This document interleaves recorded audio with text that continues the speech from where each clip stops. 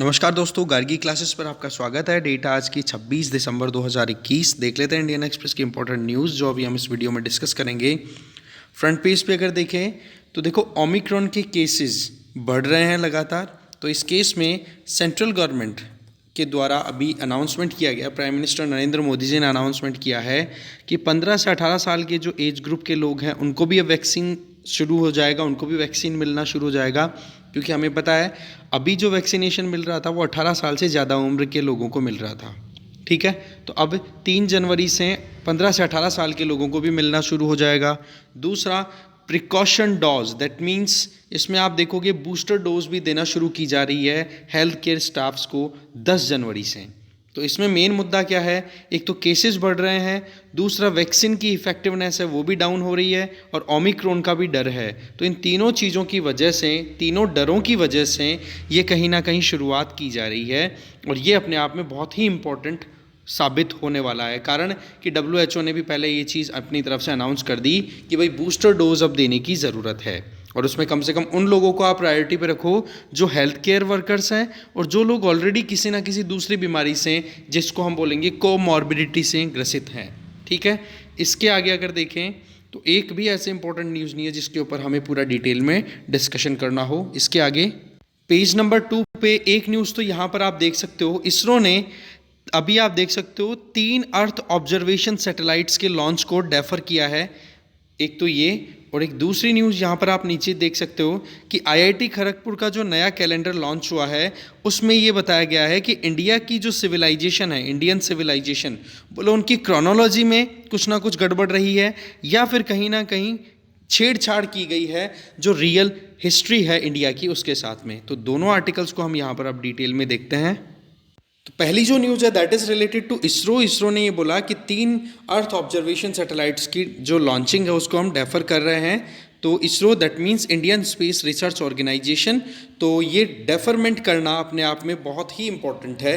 कारण कि अभी एक तो पेंडेमिक ख़त्म नहीं हो रहा है, दूसरी चीज़ कि कहीं ना कहीं टेक्निकल इश्यूज़ की वजह से भी प्रॉब्लम आती रहती है।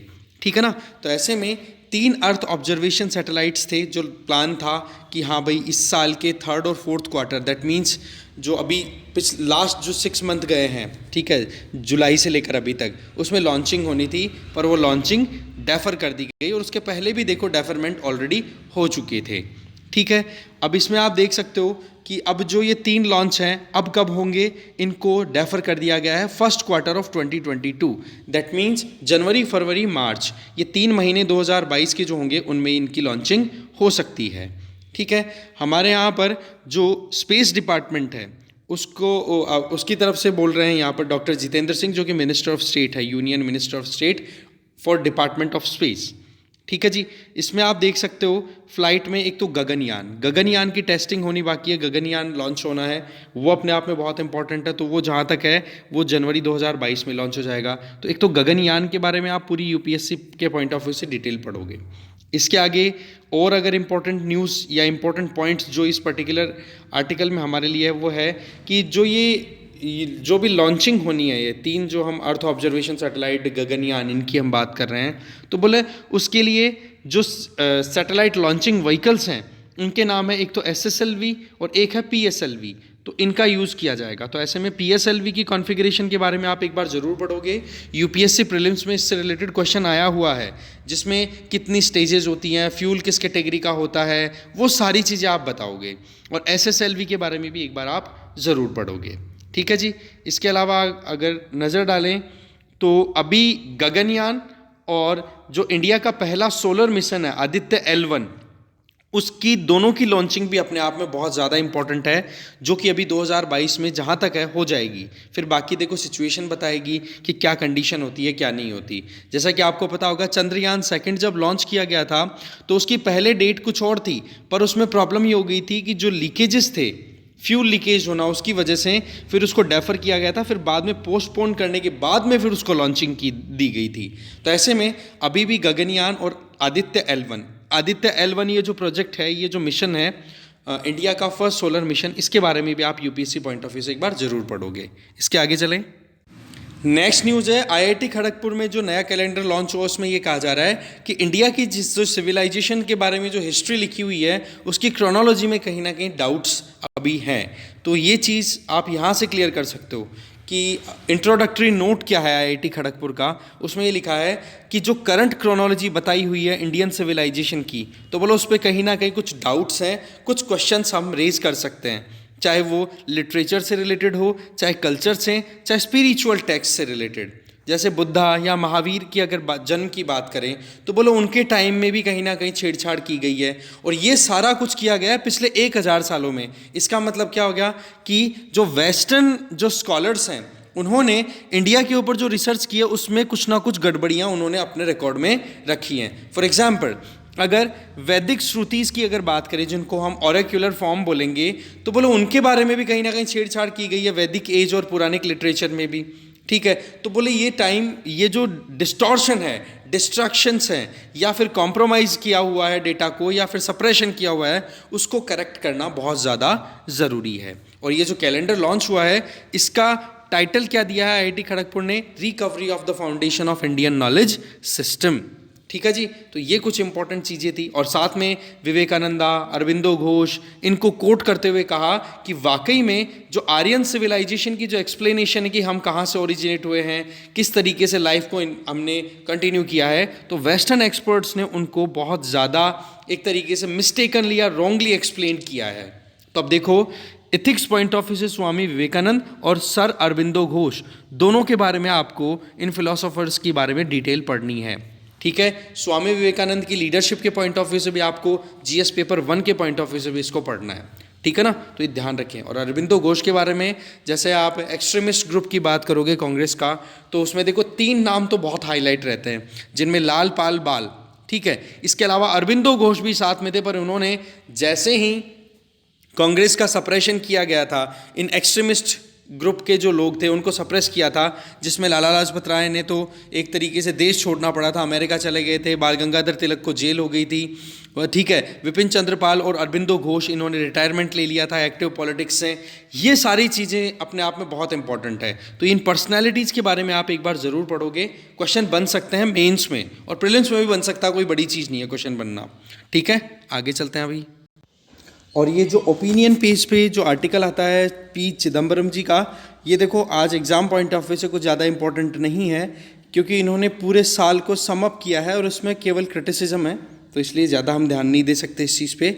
एक बार आप खुद से नज़र डालना चाहो तो डाल सकते हो। इसके आगे वर्ल्ड पेज पे अगर नज़र डाली जाए तो देखो, एक तो चाइनीज़ कम्युनिस्ट पार्टी के द्वारा शिनजियान प्रोविंस, जहाँ पर जो वीगर हैं, उइगुर्स हम बोल रहे थे इतने दिनों से, तो वीगर मुस्लिम्स जहाँ पे रहते हैं शिनजियान प्रोविंस में, उनके साथ में जो ह्यूमन राइट्स का वायलेशन का जो क्लेम था, ब्लेम था यूएसए के द्वारा कि भाई शिनजियान प्रोविंस में चाइना के द्वारा मुस्लिम्स के ऊपर बहुत ज़्यादा एट्रोसिटीज़ की जाती है, तो वहाँ पर कम्युनिस्ट पार्टी के रिप्रेजेंटेटिव चैन क्वेंग्यू, इनको देखो रिमूव कर दिया गया है चाइनीज़ कम्युनिस्ट पार्टी के द्वारा। ठीक है, तो ऐसे में शिनजियान प्रोविंस का मतलब हो गया वहाँ का स्टेट। ओके, जैसे हमारे यहाँ पर यूपी, बिहार, राजस्थान इस तरीके से होता है। ठीक है, एग्जैक्टली वैसे ही यहाँ पर आप देख सकते हो कि जो वीगर मुस्लिम्स हैं उनके साथ में जो एट्रोसिटीज़, ह्यूमन राइट्स का जो वायलेशन का केस आता रहता है, तो उस केस में इन्हीं का नाम बहुत ज़्यादा हाईलाइटेड था, पर अब इस बंदे को हटा दिया गया है, नाम है चेंग क्विंगो। ठीक है जी, इसके अलावा लगातार केसेस बढ़ते चले जा रहे हैं। और एक बड़ी इंपॉर्टेंट न्यूज़ है, इंपॉर्टेंट तो क्या अलर्ट वाली न्यूज़ है, वो ये कि यूके ने वीज़ा रूल्स को रिलैक्स किया है कि जो फॉरेन हेल्थ केयर वर्कर्स हैं उनको बुलाया जाए, क्योंकि यूके में हेल्थ केयर वर्कर्स की और जो आप कह सकते हो नॉर्मल जो केयर वर्कर्स होते हैं ना, एडिशनल केयर वर्कर्स, उनकी रिक्वायरमेंट है वहाँ पर, कारण कि वहाँ पर शॉर्टेज है इस चीज़ इन मतलब ह्यूमन रिसोर्सेज की, अगर पर्टिकुलर हेल्थ केयर में अगर बात करें तो ऐसे में वीज़ा रूल्स और ये इजी किए जाएंगे, तो इंडिया से जो लोग हैं उनके लिए बड़ी एक अच्छी न्यूज़ है। अगर अपॉर्चुनिटी है किसी के पास, अगर कोई है आपकी नज़रों में, तो आप उसको सजेस्ट कर सकते हो कि भाई यूके में रिक्रूटमेंट हो रही है, नर्स है, अगर बाहर जाना चाहे तो 12 महीने के लिए तो एक बार वीज़ा मिलेगा, फिर बाद की तो बात होती है। ठीक है जी, एक छोटी सी न्यूज़ ये थी। इसके अलावा ये वाला हमने कल आर्टिकल पूरा डिटेल में देख लिया था, इसलिए हम ज़्यादा दिमाग इस पे लगाएंगे नहीं कि जो लार्ज स्पेस टेलीस्कोप जिसका नाम है आपको पता है Webb telescope, James Webb space telescope, जिसको लॉन्च किया जा चुका है फ्रेंच गुयाना, जो कि साउथ अमेरिका के नॉर्थ ईस्टर्न कोस्ट पे लोकेटेड है। कल हमने मैप भी डिस्कस किया था तो कल वाला जो वीडियो है कल शाम को जो डाला था 25 दिसंबर 2021 का, तो उसमें एक्सप्लेन पेज शुरुआत से ही उसी में हमने डिस्कस किया था। तो वहाँ पर पूरी डिटेल हमने देख ली थी कि कैसे काम करेगा ये टेलीस्कोप। तो आप कल वाला वीडियो ज़रूर देख लो, ठीक है। अगर नहीं देखा है तो मैं लिंक डिस्क्रिप्शन बॉक्स में शेयर कर रहा हूँ, आप ज़रूर देख लेना कल वाले वीडियो को। इसके आगे एक न्यूज़ हो रहा है कि जो स्पेनिश इरप्शन हो रहा था, बेसिकली जो कैनरी आइलैंड्स हैं, अभी दिखाऊंगा मैं आपको मैप पे, कैनरी आइलैंड्स हैं, वहाँ पर एक वॉल्केनिक इरप्शन चल रहा था ला पाल्मा में, ठीक है। तो उसके लिए बताया जा रहा है कि अब जो है वहाँ से लावा इरप्शन एक बार रुक चुका है। तो इसमें देखो, एक तो ला पाल्मा आइलैंड, कैनरी आइलैंड्स में ला पाल्मा जो माउंट है जहाँ से ये वॉल्केनिक इरप्शन हुआ है, जो स्पेन की टेरिटरी है, तो इसके मैपिंग के लिए हमारे लिए इंपॉर्टेंट है, एक बार मैप पे हम नज़र डालते हैं। ये आप देख सकते हो स्क्रीन पर ला पाल्मा, देखो यहाँ पर ये है स्पेन, ये हो गया पोर्चुगल, ये हो गया मोरक्को, और ये है कैनरी आइलैंड्स जहाँ पर एडमिनिस्ट्रेशन किसका चलता है, स्पेन का। और यहाँ पर है ये ला पाल्मा जहाँ पर वॉल्केनिक इरप्शन हुआ था। दैट मीन्स ये सेंट्रल अटलांटिक ओशन है, आप ये देख सकते हो यहाँ पे। ओके, आगे चलते हैं। अभी इकोनॉमी पेज पे अगर हम बात करें तो देखो यहाँ पर फॉरेन एक्सचेंज रिजर्व जो है वो इंडिया का लगातार चौथे वीक, मतलब पिछले एक महीने से लगातार डिक्लाइन कर रहा है। और टोटल अभी जो है 17 दिसंबर 2021 को वो रहा 635 बिलियन डॉलर्स, ठीक है। तो ये कुछ है जिसमें फॉरेन करेंसी एसेट्स भी हैं, गोल्ड भी है, आईएमएफ के द्वारा जो स्पेशल ड्राइंग राइट्स इशू किए जाते हैं वो भी है, और रिजर्व ट्रेंच पोजीशन, ये सारी चीज़ें मिलाकर के ओवरऑल कितना हो रहा है, 635 बिलियन डॉलर्स का फॉरेन एक्सचेंज रिजर्व, ठीक है। इसके अलावा ई श्रम पोर्टल रजिस्ट्रेशन की अगर बात करें तो अभी तक 14 करोड़ रजिस्ट्रेशंस हो चुके हैं। अब इनमें ज़्यादातर जिनका रजिस्ट्रेशन हुआ है ना, उनकी इनकम पर मंथ 10,000 रुपये से भी कम है, तो उस वजह से ये अपने आप में इंपॉर्टेंट है। तो थोड़ी सी डिटेल जानते हैं। देखो, ई श्रम पोर्टल लॉन्च किया गया है लेबर मिनिस्ट्री के द्वारा, और इसमें ये अपने आप में बहुत ही बड़ा अचीवमेंट है कि 14 करोड़ के लगभग इंडिविजुअल्स का रजिस्ट्रेशन इस पोर्टल पे हो चुका है। ज़्यादातर जो रजिस्ट्रेशन है वो आए हैं यूपी, वेस्ट बंगाल, बिहार, उड़ीसा और झारखंड से। इसमें जो रजिस्ट्रेशन है उसमें ये देखा जा रहा है कि इंडिविजुअल जो हैं वो बैकवर्ड क्लास से कितने हैं, शेड्यूल कास्ट से कितने हैं, जनरल कैटेगरी के कितने हैं। इसके अलावा नोटिस करने वाली बात यह है कि ज़्यादातर जो लोग हैं, लगभग ये रजिस्ट्रेशन हुआ है उसमें 94% जो लोग हैं उनकी इनकम पर मंथ 10,000 रुपये से भी कम है। इसके अलावा ये भी देखा जाएगा कि इस डेटाबेस में जो लोग भी अपना रजिस्ट्रेशन करा रहे हैं, कहीं उनका रजिस्ट्रेशन ऑलरेडी फॉर्मल सेक्टर में तो नहीं है, जैसे कि EPFO, Employees Provident Fund Organisation, इसमें फॉर्मल सेक्टर में काम करने वाले इंडिविजुअल्स का रजिस्ट्रेशन होता है, जिनका 12 डिजिट आइडेंटिफिकेशन नंबर भी होता है और एक यूनिवर्सल अकाउंट नंबर भी होता है। तो ऐसे में अगर किसी इंडिविजुअल का इस तरीके से फॉर्मल सेक्टर के ईपीएफओ जैसे प्लेटफॉर्म पर रजिस्ट्रेशन ऑलरेडी हो रखा है, अगर उस बंदे ने भी अपना रजिस्ट्रेशन ई श्रम पोर्टल पे करवा लिया तो वो अपने आप में एक चेक करना ज़रूरी होता है। नहीं तो क्या होगा, डबल बेनिफिट्स अगर कोई उठाए तो वो भी ठीक बात नहीं रहती है।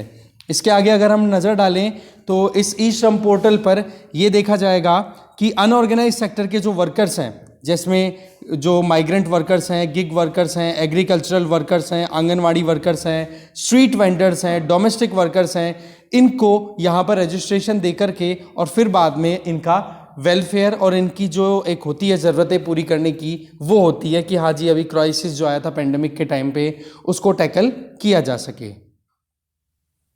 इसके आगे जो न्यूज़ है वो ये, टर्की की जो करेंसी है लीरा, उसको देखो रिकवर करवा दिया वहाँ के एडमिनिस्ट्रेशन ने। लगभग यहाँ पर आप देखो 8 बिलियन डॉलर जो है वो इंजेक्ट किए गए वहाँ के सेंट्रल बैंक के द्वारा।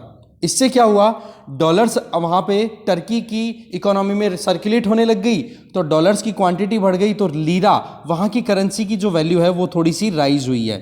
आप देखोगे कि अभी बताया जा रहा है कि 18 मंडे की बात है, ये जो पिछला हफ्ता गया है, ठीक है, इसमें 18.4 लीरा इज इक्वल्स टू $1 हो गया था, जो कि 50% तक रिकवर करवा दिया इस 8 बिलियन डॉलर के इंजेक्शन ने।